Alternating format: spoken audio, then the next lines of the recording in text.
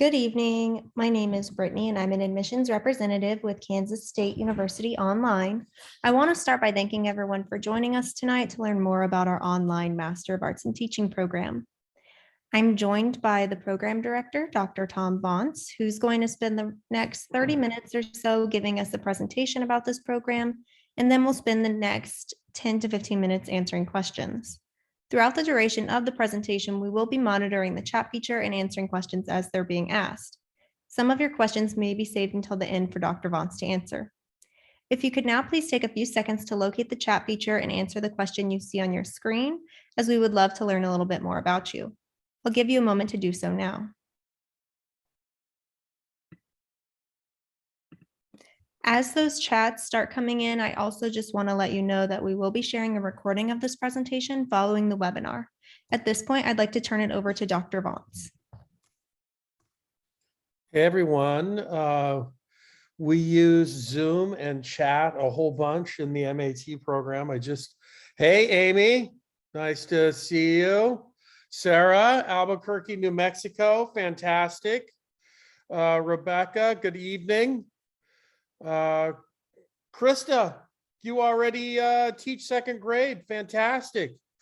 Ethan, Minneapolis, Minnesota is on the Zoom call tonight. Junction City, Donovan, Megan from KC Mo.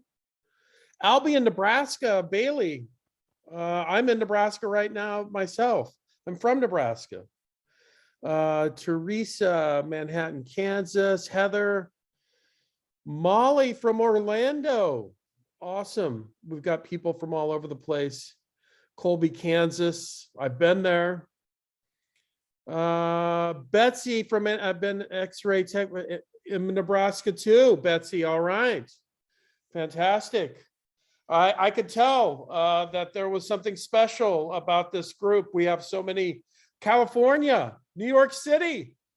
Oh my. And Olathe. And I should say Olathe with as much vigor as I do everybody else. Olathe is a great place.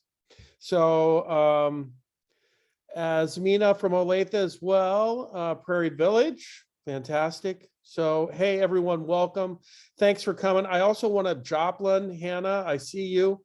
I also want to say thank you to Brittany and Diane for helping to organize this. Elena, I believe you would be our first ever student from Montana. I'm sure you're our first ever from Great Falls, Montana. So we have 35 states in the program that I'll talk about, but I don't think Montana's one of them. So everyone, welcome. So what we want to do tonight is just spend a little bit of time talking about the MAT program and spend most of our time hopefully answering questions that you might have. Feel free throughout any of the presentation here to type in a question in chat. Brittany and Diane will be monitoring those and we'll be answering questions at the end. This is awesome. How many people? Wow. 30 people, 30 participants, you know, just on kind of a tired old night and cold here in Nebraska, December night, and wanting to learn more about teaching. This is awesome. So here we go. So I don't know, some of you might have gone to other ones of these at different universities, and we do not dog out anyone else, any other's institution. But I start off where most people refuse to go, and that is to tell you exactly what the MAT degree costs at Kansas State University. We're a public institution. We're a land grant institution. We're not a for-profit institution. Our job is to serve the citizens of Kansas, the United States, and the world. And so we're not supposed to be making a bunch of money off of this. And in fact, trust me, we don't make a tremendous amount of money off of this program. The program's been very successful, but we don't charge a lot. This program at K-State costs exactly, in terms of tuition, $15,828.60. Most other programs don't tell you what their programs cost. That's what ours costs. You can do the same program, similar one, at lots of other schools. For example, USC. I'm not dogging out USC. USC is a completely great school. It looks like we have a California person on here. And but the program at USC costs $52,000 or $54,000 and takes 2 years to complete. So when we started this whole thing, my dear friends, we did our research. We started this thing about 6 years ago, and we wanted to do something between extremes. On one extreme, there are programs that say, Sarah Sadler. And why am I picking on you, Sarah? Just because you're on the screen right now and I can see you. That's the only reason.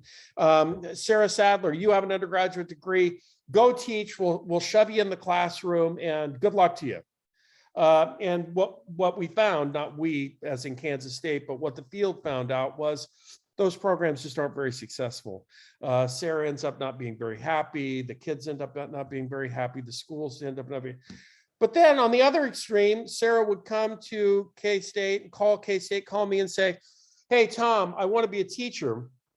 What do I have to do? And before we had the MAT, I would say, Sarah, your first move is to move to Manhattan, Kansas, uproot you and your family, and then spend another 2 or 3 years with your cat and others to get another undergraduate degree at K-State. That didn't seem very feasible either. So this is like a compromise deal where give us really bright people that already have undergraduate degree, they already have the intellectual tickets to be teachers, and give us a year with them, give us actually 11 months with them, right? The program starts in mid-May and it's over by mid-April. You're done by mid-April, everything's done.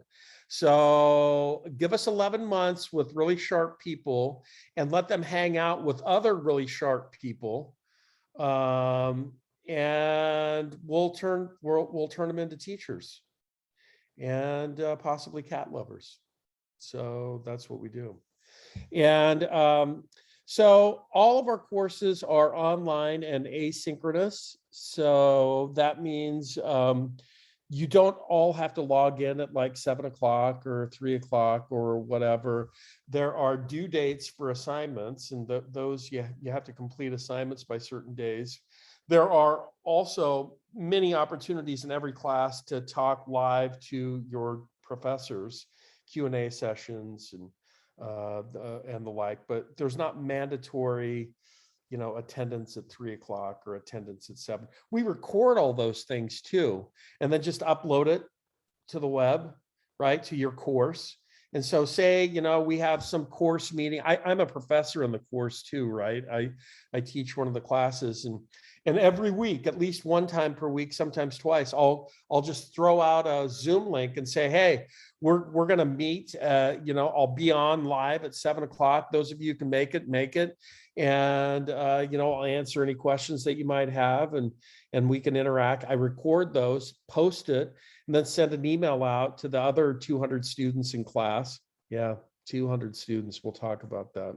But, and say, hey, you might want to watch this. There may be a question or two that was answered that you might have as well.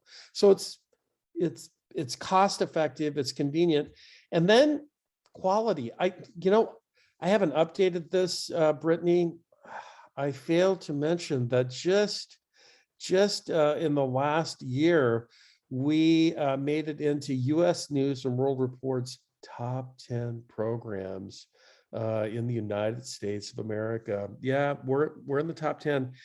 When I say in the top 10, I really mean number 10. We're actually number 10. We're not in the top 10. We are number 10 in the U.S. News and World Report. If you look that up, and if you want, you can send me an email and I'll shoot you the link that shows that Kansas State University is in the top 10 in online teacher preparation here. So we have great faculty. All of the courses are led by tenured or tenure track faculty like myself. And all of us have prior teaching experience. I was a high school teacher in Lincoln, Nebraska in the early 90s, and then have been working with teachers of all levels, at the university level since the mid 90s, 96. And so all of us have experience in our fields, but also practical experience in the field. And then we also attract just a great, diverse, talented, committed group of students. You're a little bit different. I taught undergraduate students for years. I don't anymore, but I did for years. Now I just teach graduate education classes and graduate political science classes. Those are the only two things that I teach. But I'll tell you that, how do I say this diplomatically? I've got 4 kids, and they all had to make up their minds about what they were going to do, basically when they were 19, 20 years old, right? They start school, and then eventually the time comes where you got to put down your major.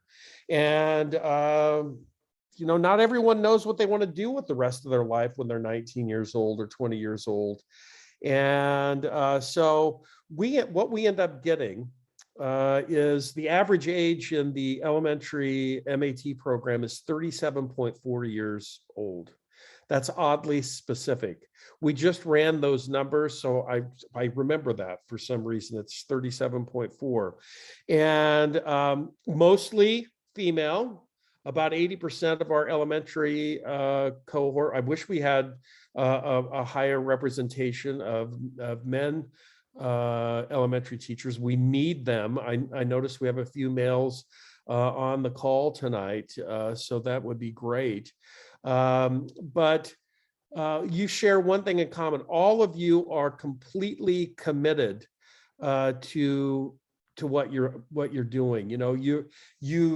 You're coming at this not from the perspective of an 18 or 19-year-old, but from a little bit more life experience. In most instances, you've already been in the workforce. Many of you have children of your own. Many of you have already worked in the schools as paras. How do I know that? Because more than half of our MAT students come to us as paras. So I'm sure that there are paras on this call tonight. So, and in a program like the MAT that's online, you work with people that are working in rural Kansas or rural Nebraska, as well as people that are in maybe the inner city in KCMO or KCK or New York City. We've had several. I don't know why New York is very popular.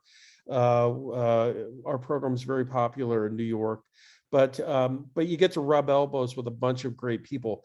By the way, Harvard's rated, really, really high, not necessarily because of the books in the library or the neat old buildings that are on campus or even the quality of the faculty. Harvard is rated really high in all things because of the quality of students that go to Harvard, right? You get to rub elbows with people that are really super smart, and they challenge you and your ideas and your thinking. Well, this isn't Harvard, I get that, but the point is that you'll be exchanging ideas with a lot of super talented people that have a lot of great ideas and life experience. Even though we started out this last cohort with 214 students, we're expecting this cohort, your cohort, to be 250 students. We are still very individualized and personalized at K-State. K-State sort of has a reputation for being, we're kind of the and I'm not dogging out KU or any of the other places, but we sort of have this reputation of being really student-centered and friendly and approachable and all that stuff. And I think that that's true. And we try to have that in the MAT as well. So you'll be assigned a TA. Actually, we call them grad cats. And yeah, that's a neat name. And these grad cats they're actually doctoral students at K-State, and they're also working, practicing elementary and secondary teachers. We have a secondary program as well. And so they're veteran, really awesome master teachers, and they're with you from the beginning of the program until the end. And they grade your papers, they coach you, they cheer you up when things haven't gone right. And trust me, when you're on stage for 6 hours a day, it doesn't always go right. I mean, you're going to have bad experiences. You're going to have negative lessons and negative interactions with kids, and it just happens. I mean, and you're going to grow from it, and it's kind of freeing, to be honest with you, when you have a bad lesson. You have this great idea and you think this is going to be awesome, and it just flops. It's sort of liberating in a way. Because you're not perfect, and we're in a business that you can't be perfect, and in some ways it's sort of liberating. Anyway, it's personalized. It takes actually 11 months, mid-May to mid-April, and then it's been very popular. We started out with 52 students 6 years ago. You'll be our 7th cohort. And I think we've served a little over 800 students from 35 states and in 7 countries. So, a little bit about your courses. I'm not going to go into too much detail here, but basically the spring intersession starts mid-May and ends the first week in June. And then this is basically a June class. This is the class I teach, 702, and then this is a July class, 716. And all 3 of these pre-fall classes just sort of establish some important ideas that you can put in your mind about teaching and learning and students and the curriculum, and just establishing some initial ideas about the context in which you find yourself as a teacher, right? I mean, you're entering a field that's been around for a long time. And so it's nice to know something about where the field's been, the issues that have been in education. It's also nice to know something more about the individual students that you'll encounter as an elementary teacher, right? Every kid's unique, right? Every kid. It makes it sort of fun, It's challenging, but it's also sort of fun. Just imagine that, my wife, for a long time, for the 13 years that our youngest was in school, she was a teacher's aide at an elementary school, a K through 2 school. You with me? It was just K through 2. And she was like the lunch lady and helped with and she came home with some of the best stories, some of them really funny. My wife has blonde curly hair, and a little kid going through the lunch line one time put his hand on her hair and said, "My, you have beautiful hair." And my wife said, "Oh, I don't know what the kid's name was. Ryan, well, thank you." And Ryan said, "It reminds me so much of ramen noodles." And things like that, things like that are just awesome, and little innocent interpretations of the world around you and so forth. But then there's that side of it. But then there's also the side of, my wife says, you just can't believe it, that the first day of school, the kids come and some of them are crying. Some of the parents are crying, especially the kindergartners. And, some of them don't know their letters or their numbers. don't know how to blow their nose or line up for recess. And then, in the context of just 9 months, because they've hung out for 6 hours a day for 9 months with a professional, with with a master, with somebody that can take these 18 or 20 little individual humans that all have their own little needs and wants and ways of viewing the world. And somehow, some way, that teacher has taught them how to blow their nose, how to line up for recess, how to keep their hands to themselves, and how to read, for God's sakes. And most of them can read by the time, at least simple reading, by the time can you imagine how complex that is? Well, see, 5-year-olds, there are these 26 symbols. See, and these symbols make different sounds. And when you put them together, they make even different. And when you put the sounds together, they make words. Well, words can make sentences. Sentences can make paragraphs. You can tell stories that way. See, get it? I mean, it's terribly complex if you think about it. And yet, all across the world, we have pros like all of you are wanting to become, who are able to do that for children. It's amazing. And anybody that, I know a lot of people dog out, teachers, schools, education, whatever. That it's just so wrong. I mean, I know we're not perfect. I know there's lots of ways that we can improve, but we do a hell of a lot of things really well. And especially individual teachers can be awesome. I mean, all of us, we made it, right? All of us made it, sort of. And I don't know that I've actually made it, but you've made it. And we have teachers to thank for that. We could look back and think about teachers, and I'm sure our folks and family had something to do with it too.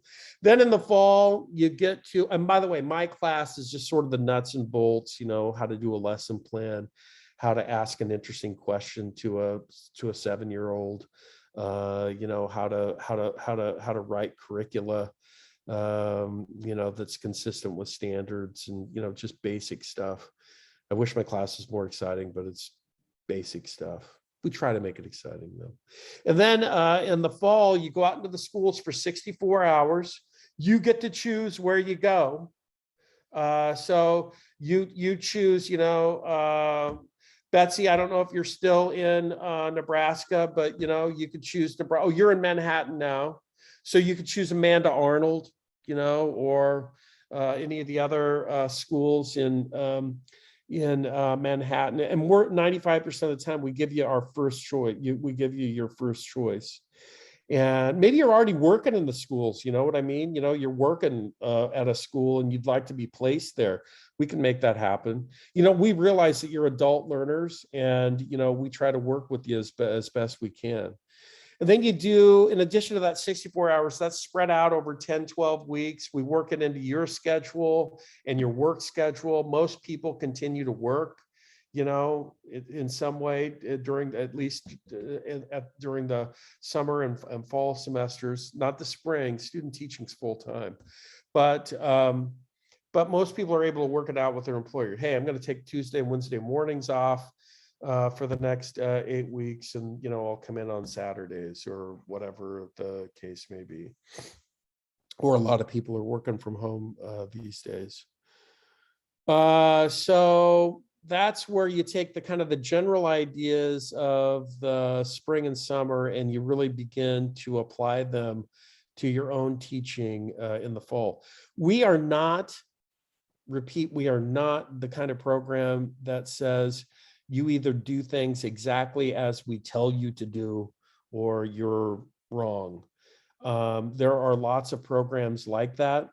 We just want you overall to motivate and maximize learning for the students in your class. And we realize that there's lots of different ways that individual teachers can do that. We also realize there's lots of different contexts for which you will find yourself, right? So a certain teaching style that may work very well in Morse Bluff, Nebraska, where I'm sitting right now. By the way, there's not even a school here, it's so small. But in Morse Bluff, may not be the go-to way to teach in I don't know, North Omaha or in KCK or whatever.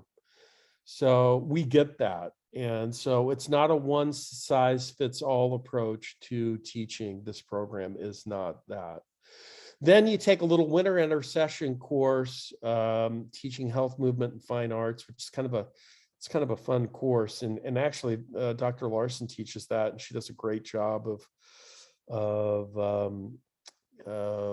integrating those topics into like the teaching of reading. Let's be honest, as elementary teachers, teaching all the subjects are important, but reading's extra important. You can go ahead and quote me on that. You can say Tom said that teaching reading and literacy is more important than and I'm a social studies teacher, but it's true. I mean, think about, as a parent, what do you want your kid to really excel at? Well, reading and literacy, because almost everything else depends upon their ability to comprehend and to write clearly, to communicate clearly, all those kinds of things. So you get a double dose of one of the best, literacy reading professors in the country, really, Lotta Larson, and she teaches both 792 and 793. And she has high expectations, but everything she teaches you is gold. It's all pure gold. She's awesome. And then she also sort of gets you ready for the spring semester, where you student teach, and then you do an action research project. That sounds like, oh geez, that sounds awful. Student teaching and doing an action research deal. And it would be, except but for we have Dr. Clark teaching that, and Dr. Clark is awesome, and he integrates your student teaching experience into the action research class. To get a master's degree at Kansas State University, you have to have at least one research course. So there's your research course, but it's a research course that's mostly not for necessarily for you conducting your own research, although you could if you wanted to, but more like for you becoming a wise consumer of research. There are better and worse research, and by the way, there's also a bunch of fads in education. You guys know this, I'm sure, and I just don't buy into any of that. And again, you can quote me on that if you want to, but I've been around education long enough that whatever the latest fad is going to be replaced by something else just down the road. What I teach you in 702 and what we teach you in the MAT are things about teaching learning students the curriculum that are, in essence, timeless. Asking an interesting question was important when Socrates was alive, right? Socrates was a pretty good teacher. All he did was ask a series of interesting questions. So we try to teach you things like that, and just tried and true standard things about motivation and about the curriculum and about how to write a lesson plan that have been around a long time, that'll be on the little test that you take at the end, that we have a tremendously high pass rate on. Our pass rate for the 2 tests that you have to take to become a certified teacher are 97.5%. Again, oddly specific, but we just ran those numbers. So that's it. You do student teaching 12 weeks. By the way, the student teaching, you're going to do it in the same classroom that you did your practicum. So you already know all the kids, their names. By the way, names count. Names are important. Notice even in this little thing here, I can only see a few of you on the screen at once, But if I could see more, I'd be using more of your names. And there's probably a way to do that. And it's just just a notch or two above my technological capabilities to be able to do that. But names matter, right? And especially as an elementary teacher, kids want their teacher to know their name and to use it a lot, right? It sounds silly, but it's absolutely the truth. Ask any 6-year-old, they'll tell you they like their name and they want their teachers to use it. So you'll know all the kids' names when you go to student teach. You'll know your cooperating teacher. Those relationships will be established. It's a big deal, my friends. It's a huge deal. So very quickly, admissions requirement, $65. Brittany, I think you failed to mention, you may be slacking a little bit, Brittany. Did you mention that we're going to pay for their application fee by coming to this webinar? All they have to do is email me or Brittany, and we'll give you our contact information at the end. We'll pay the $65 for you. Oh yeah. Oh yeah. And I was trying to think of like an infomercial, what I should say next, but wait, there's more. And no, there's not anymore. That's the only thing we're going to give you is $65. So, but at least we gave you $65. Your undergraduate degree needs to be, you need to have a 3.0, either overall or the last 60 hours, or, it can be below that. I'm the head of the admissions committee too. I kind of feel like I'm in Mayberry, where, I'm the chief of police and the barber and everything else. But yeah, we can work with you if it's below 3.0. So don't freak out if you have a 2.7 or a 2.65 or something like that. Just don't bring it up in front of the whole group, but we can email me or call me, and we can talk through how you do that. So you don't need to take the praxis test as elementary. You respond to 3 interview questions on the application. By the way, don't spend a lot of time on these, and you're just going to record them. That's like, why do you want to be a teacher? What do you think you can add to the lives of children? Just give us like 45 seconds, and that's enough. And we don't. How do I say this diplomatically? More than anything else, we like to put a face with a name and have that on file. You know what I mean? And so it's not do or die. And then letters of recommendation, you're just going to give us the names and emails of 3 people that will serve as recommenders. Contact them first. Say, hey, I'm applying to K-State's MAT program. Would you be willing to serve as a reference? Can I put your name and email down in my application? And K-State will contact you for your recommendation. Actually, it doesn't even have to be a letter. They just fill out a 6-question rubric, and they can either upload a letter or they can just write in the little text box. But that's it. Now, funding your MAT.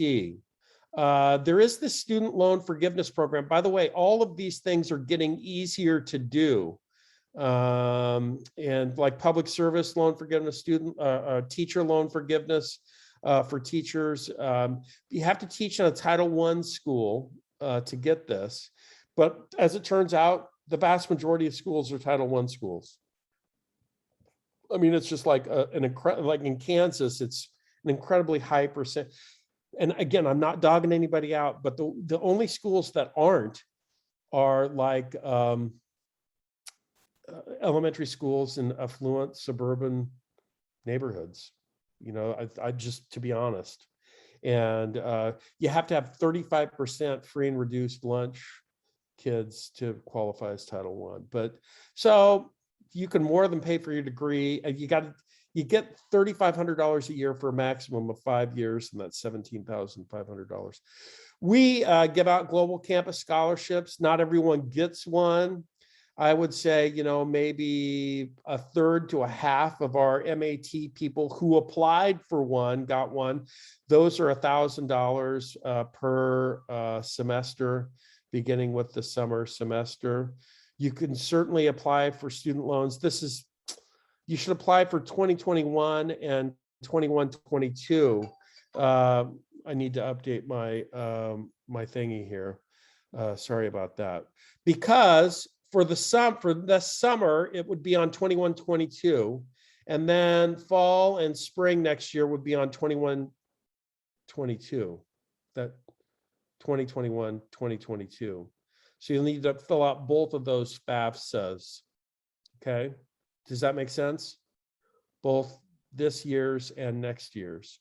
And then, some of you might have specific programs in your state. For example, in Kansas, listen here, if you are a Kansas person, or if you know that you're going to move to Kansas and teach in Kansas, apply for this. You will get it. This is not needs-based. This is not academic-based. This is, we need elementary teachers in Kansas. And so they pay you $2,217 per semester. They don't do it in the summer. Rebecca, that's a bad thing, but they don't do it in the summer. They just do it in the fall and the spring. But still, it's basically a third of the cost of your MAT. Everyone gets it. We've never had a student apply that didn't get it. And you say, well, this is too good to be true. It does sound like that, but it's not. What do you have to do in return? You just have to teach in Kansas for 1 year. In fact, this is so important, and we've got 30 students on. I'm just going to take you over there real quick, just to show you.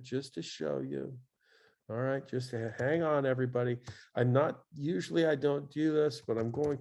You just type in Kansas Teacher Service Scholarship. All right. And how do I know so much about this?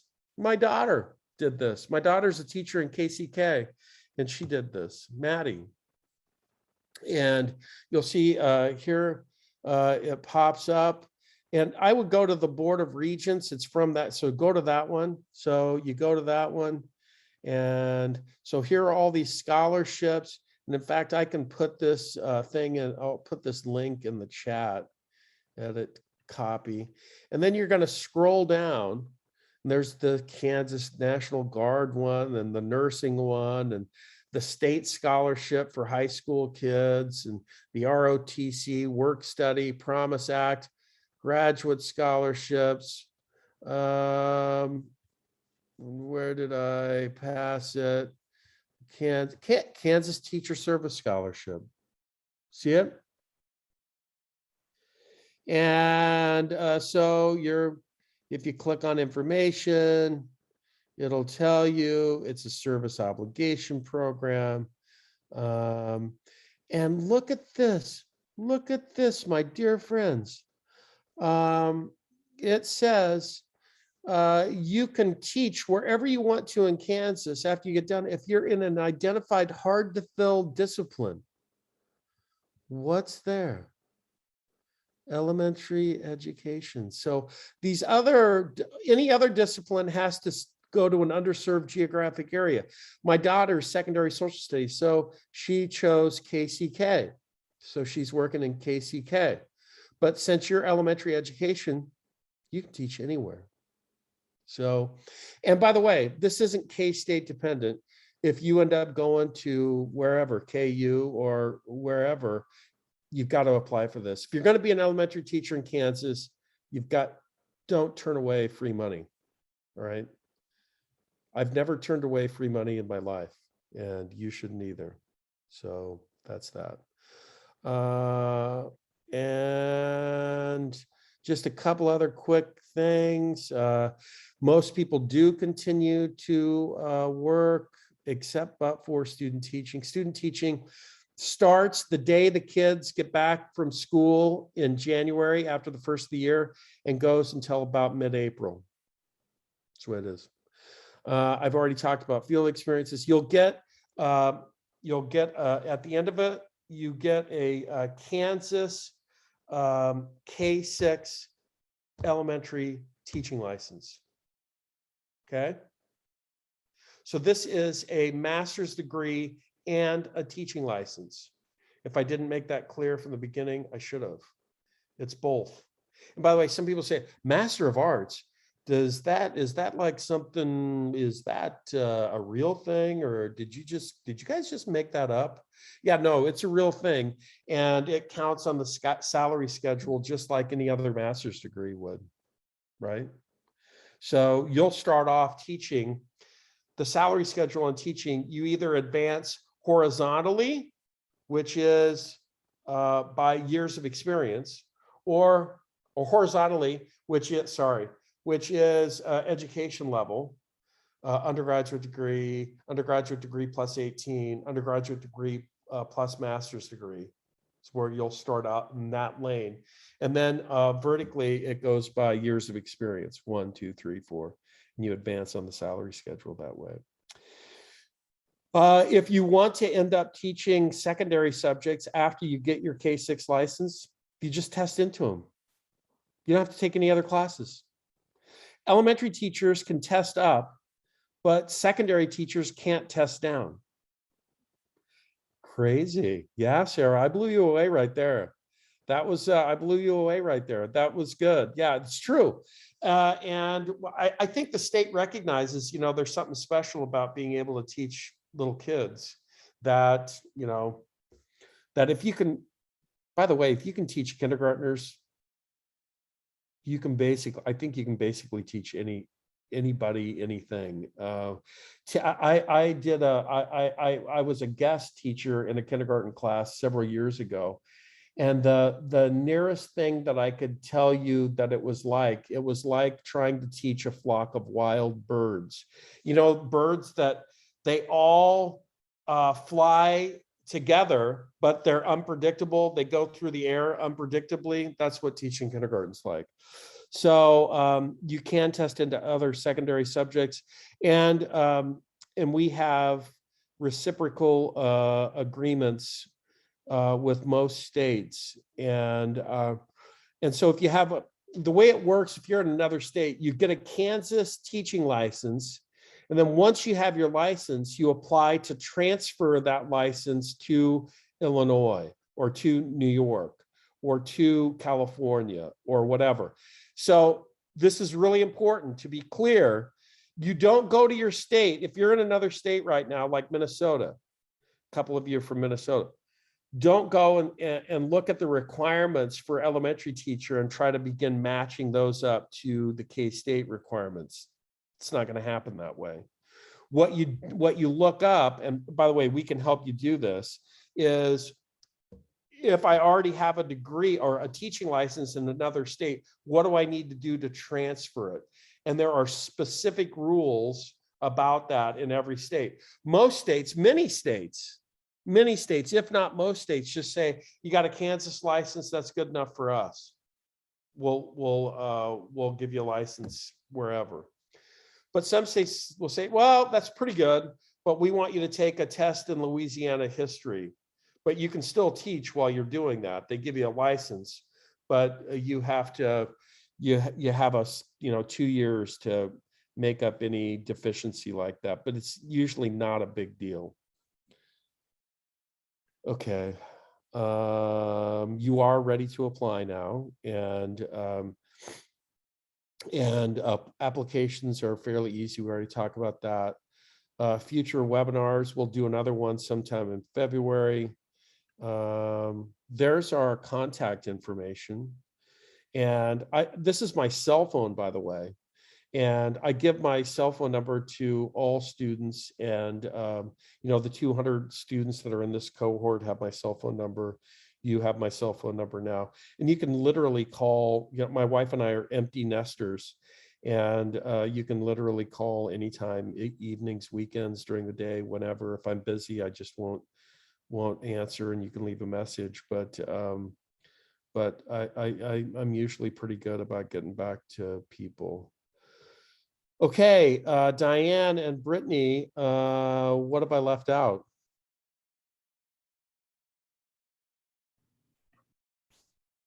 I can't think of anything off the top of my head. I just want to point out to everyone in the chat, I did list our email to reach out to us to request an application fee waiver when you're ready. The application deadline is April 1st. But the application is currently open, so you can apply at any time before April 1st. And it typically just takes a few weeks for us to process that application and get an answer back to you. So we always suggest applying sooner rather than later. Okay. I'm just looking through the chat here. Yeah, so for Donovan has a question about the transcripts from their bachelor's degree program and if they need to be official transcripts or how that works. And essentially for the application, you just need an unofficial copy that you can scan in or upload to the application portal. And then once you are admitted, we will ask that you have an official copy sent directly to us from your previous institution. But you don't need to worry about that at the point of application. Michaela, the praxis is, it was a typo on the slide. Praxis isn't required for elementary. It is actually required for secondary, which is ironic that it's on there the exact opposite way, but hey, mistakes happen. I told you, teachers aren't perfect. Jory, I think it's Jory. Maternity leave is absolutely fine during classes. We have people do that all the time, and you just pick up where you left off, and we move on down the road. We recognize that you're adult learners with the needs and of adult learners. And so absolutely, that's completely okay. I don't know, Brittany, do you know Rebecca, if she needs to have her transcripts, if her undergraduates from K-State? She can reach out to us at the online@ksu.edu email requesting a copy of those, and we will provide her with an unofficial copy of her K-State transcripts. I think that'll be good enough. Ethan, we get that a lot, it's a great question, how much time is this going to take? I've got a lot going on in my life. It's basically Ethan's question. And, that just depends. All I can tell you is the vast majority of our students are successful. Okay. The vast majority of our students make it through the program, not only make it through, but they make it through successfully. They get jobs at the end. Our job placement rate is off the charts. It's 90-some%. And so most people, Ethan, continue to work until student teaching, and most people also complain about how hard it is at some points in the program. The most challenging parts of the program occur during the fall semester, to be honest, because you have those two huge methods classes, right, that are very challenging.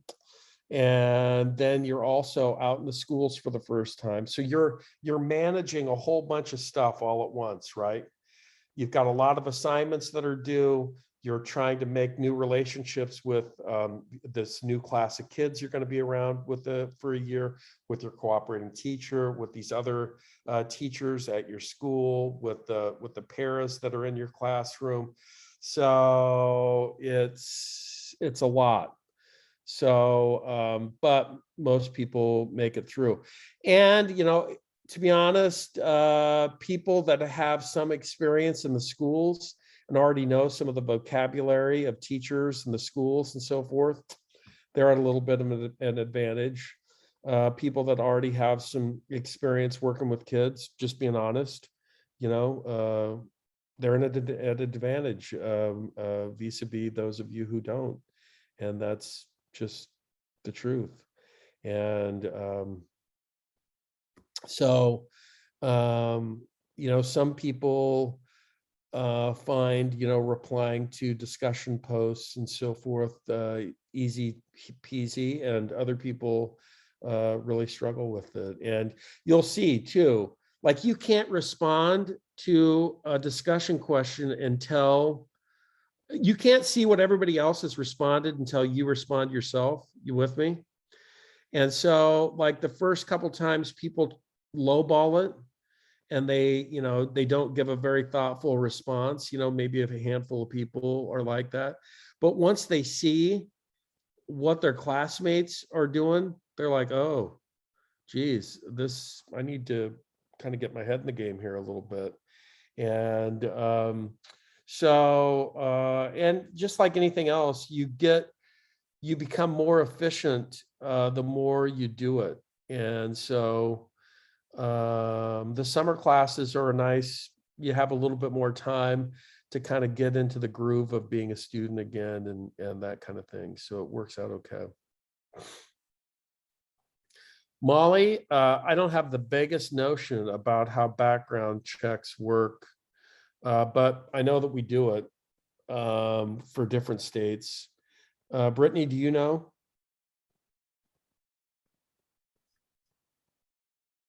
I would talk to probably Di Murphy, would be able to answer that question for you, Tom.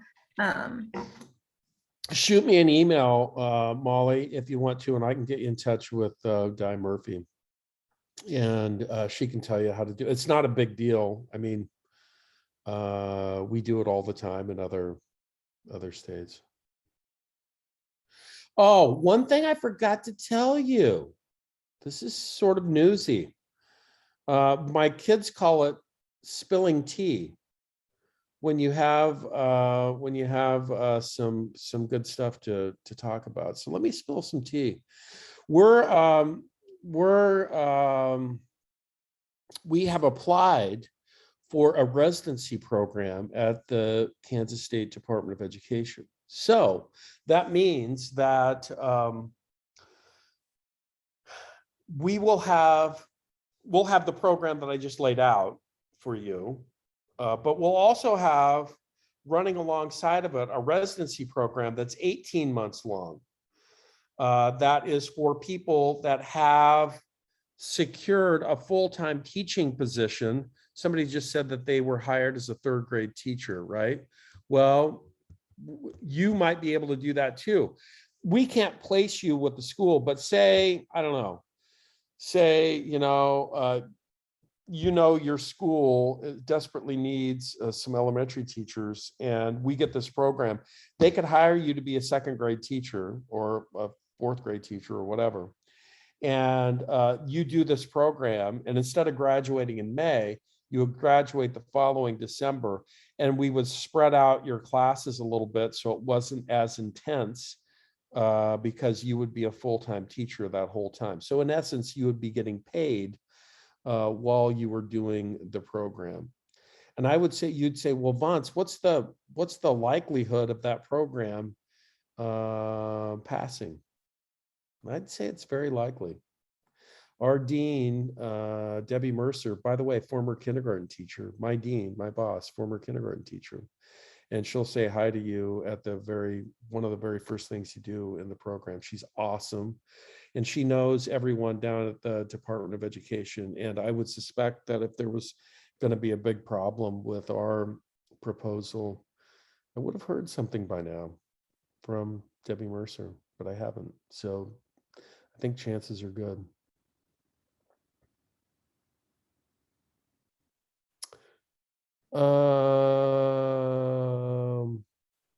What else?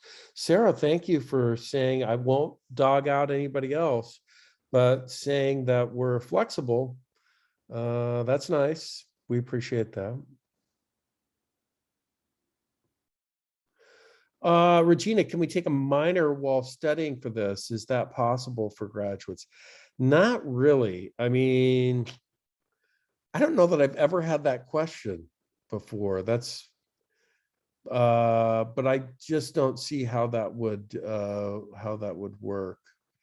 I mean, this is a different, if you were doing like a master's degree just in curriculum and instruction, you could emphasize, social studies or English language arts or something like that. But since this is just focused on teaching, I don't think that would be possible. However, you could always come back and do your EDD online with us at K-State and get your doctorate of education, which we have, like, I don't know, Brittany, how many people do we have in that program now? 60 or something like that?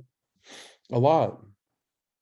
Yeah, there's quite a few. They also just recently put the PhD online. Oh, that's right. Yeah. So there are a few options for people that would like to go on and do a doctorate. Ethan, if you're technically speaking, until we get that program approved that I just talked about, it's against Kansas policy for you to serve as a sub and study to teach at the same time. However, depending upon your circumstances and your school, it may be possible, but we work through those situations on a case-by-case individual basis with each student. But I think we're going to have that other program, so it won't be a problem for you. Most meetings are in the evening, most of the live meetings, and usually we avoid Wednesdays. Wednesday evenings are, I think, a lot of times for a lot of people busy for various reasons. And we don't do Fridays or Saturdays, but and we don't do Mondays. Come to think of it, we normally do Tuesdays and Thursdays. And then we usually do 7, 8, sometime in there. So that's our typical. Now, in the fall semester, how many hours do we spend in the schools before? 64, Christine, 64 hours spread out over 10 weeks. Or 12 weeks, whatever fits into your schedule. I mean, we really do try to work with you. We really do try to be flexible. Somebody asked how your administrator can get information on this. First of all, they can just call me anytime, and I'd be happy to talk to them. And secondly, they can go to our website and that kind of thing. But I'd be happy. I'd even do a little, I'll talk to anybody that wants to talk about the program. I mean, if they wanted to get some community members, actually, we usually do. We haven't even done that yet, Brittany. We normally send out emails to all principals and superintendents in Kansas, tell them about the program, and ask them to invite interested paras and community members to a webinar. In essence, to use our program as a recruiting platform for their schools. Get what I'm talking about? And a lot of principals take us up on that. In fact, I don't even know that Brittany, have we ever done one of these in the fall before? One of these webinars in the fall? Yeah. Yeah, we typically host one about this time every year, but we always hold additional webinars in the spring. Most of them are in the spring, yeah. It's a great turnout tonight. Amy, it depends on, great question. I don't blame you. We want you to make as much money as you possibly can. I mean, it's fine by us, but you, that's up to you and your school to decide if they're going to continue. But you have to do some things for us. It's not just like observation hours. You've got to be, you can't just continue to be a para and call that your 64 hours. You know what I mean? So sometimes schools say, well, the teacher and the para are just going to switch. You know what I mean? For the practicum, they're just going to switch for 64 hours. And so however you can make it work. is great.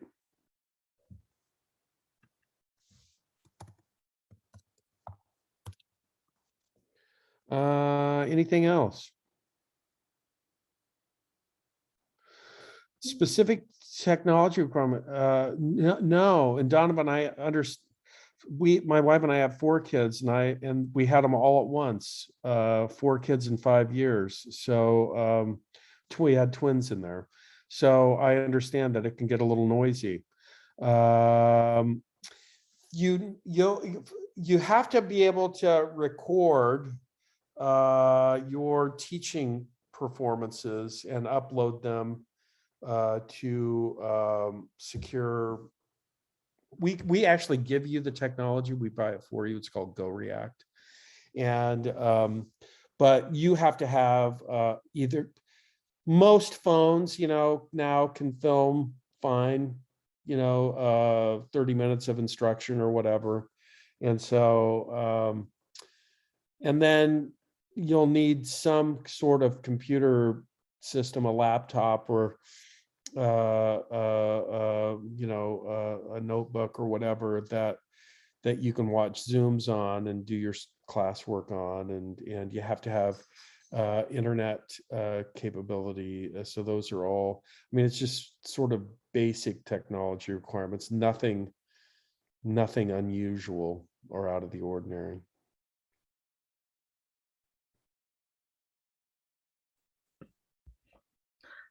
Awesome. Well, thank you, Dr. Vance, for that wonderful presentation and for answering all of these questions. If anyone has any questions that we weren't able to answer, feel free to reach out to myself or Diane at online@ksu.edu, or you can also shoot Tom an email.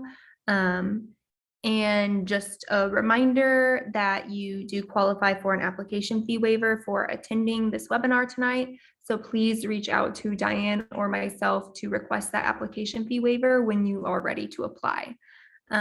Additionally, this webinar has been recorded and will be sent out to you within the next couple weeks. So if you wanted to watch something back, you'll be able to do so. And other than that, I hope everyone has a good rest of your evening. And feel free to send anybody, if you have other colleagues or friends or whatever that might be interested, or your administrators or teachers that want to know more, just have them give me a call. I normally answer the phone. So anyway, thank you all for coming. Brittany, Diane, thank you so much for organizing this. And I hope you all come to K-State. We want you all at K-State. I want to see your applications soon. Talk to you later.